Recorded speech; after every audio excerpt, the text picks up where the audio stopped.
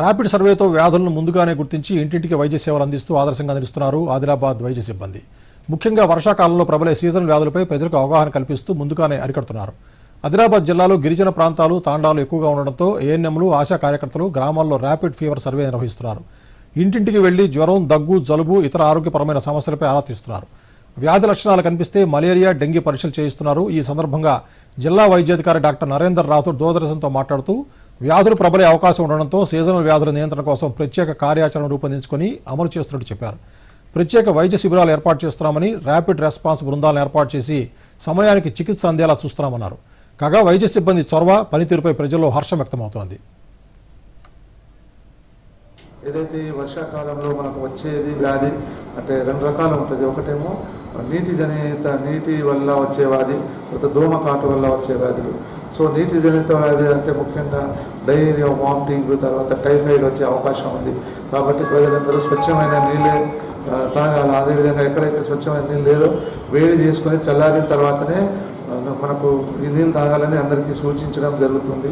ఏదైతే దోమల వల్ల వచ్చే వ్యాధి మనకు మలేరియా, డెంగ్యూ, చికెన్ గున్యా, మెదడు వ్యాధి వచ్చే అవకాశం ఉంది. కాబట్టి ప్రజలు ఈ దోమలు ముఖ్యంగా మనకు నిల్వ ఉన్న నీటిలోనే పెరిగే అవకాశం ఉంది. కాబట్టి మన ఇంటి పరిసరాలు శుభ్రంగా ఉంచుకోవాలి, ఎక్కడైనా నీటి నిల్వ ఉంచకుండా చూసుకోవాలి. చాంబా విలేజ్ లో వర్షాకాలం సీజన్ లో ఇంటింటికి తిరిగి ఏమైనా వాడని రంజన్లు గాని, టైర్లు గాని, కూలర్లు గాని అట్లాంటి ఏమన్నా ఉంటే వాళ్ళ ఇంటింటికి వెళ్ళి మేము వాళ్ళకి అవగాహన కలిగిస్తాం. ఎందుకంటే అవి వాడని వాటిలో నీళ్లు నిల్వ ఉండడం వల్ల దోమలు వాలి వాళ్ళకు డెంగ్యూ, జ్వరం అట్లాంటివి వస్తాయి అని చెప్పేసి మొత్తం అవి నీళ్లు పారబోసి ఇంటి మూడు చుట్టూ చెత్త లేకుండా శుభ్రంగా ఉంచుకోమని మేము వాళ్ళకి అవగాహన కలిగిస్తూ ఉంటాం.